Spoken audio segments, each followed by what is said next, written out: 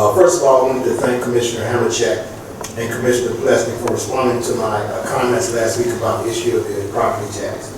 I really appreciate that feedback. And however, I do want to follow up to not lose sight of a critical concern here, and that concern is true property ownership, which is the primary drive for our initiative to eliminate the property tax. I understand based on your comments that you may be limited as what you can do in the role, but I ask that as for your interaction with other leaders within our local entities, you also increase the awareness of this issue.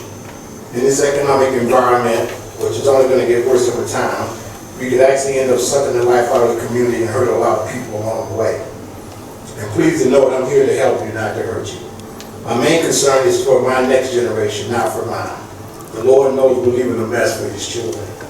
As for the property tax, I just want to leave you with this.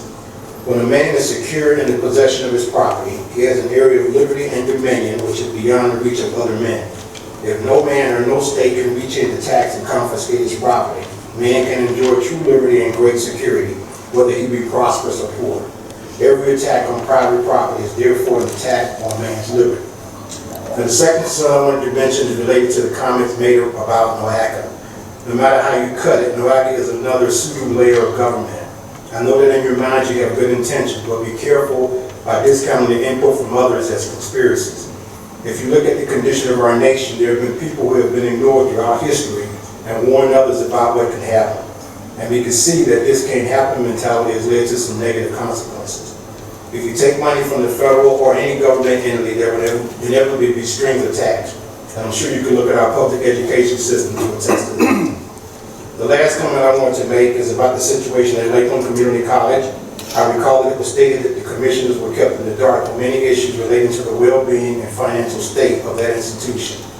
Again, I ensure that there were good intentions to appoint the right people who would be responsible for the oversight. But as you stated, they should be held responsible.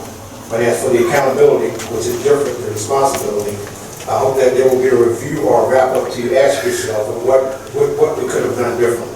I hope that the lesson learned would include gathering basic information or data to provide a gut check. As someone stated, you're not perfect and will make mistakes, and I do not expect it to be perfect. Specifically, you may not know all the nuts and bolts, but simple inquiries like financial data, trends, and etc. can serve as data to provide an assessment. Again, I want to remind you that it's my intention as a God-fearing citizen to help and assist my leaders where I can. I want to end with this statement by the John Birch Society, for which I've been a member for quite some time. It's basically less government, more responsibility, or self-government, and with God's help, a better world. And once again, thank you for the opportunity to speak and continue doing the great job that you're trying to do. Thank you.